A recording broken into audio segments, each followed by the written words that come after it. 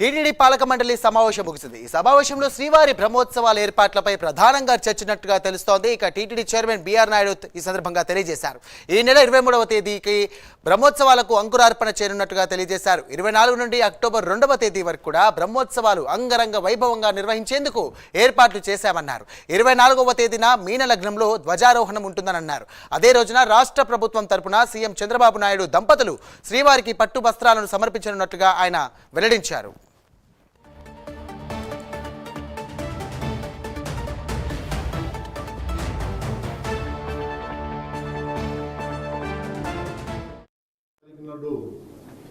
అంకురార్పణ ఉంటుంది.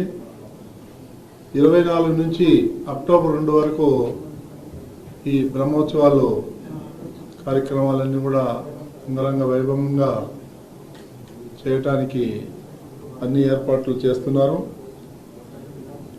అదేవిధంగా ఈ కొత్త టీటీడీ పాలక మండలి ఏర్పడిన తర్వాత ఇది మొదటిసారి బ్రహ్మోత్సవాలు. లాస్ట్ ఇయర్ బ్రహ్మోత్సవాల్లో మా కమిటీ లేదు. ఈసారి దీన్ని అత్యంత వైభవంగా ప్రెస్టేజ్గా తీసుకొని ఈ కార్యక్రమాలన్నీ కూడా దిగ్విజయంగా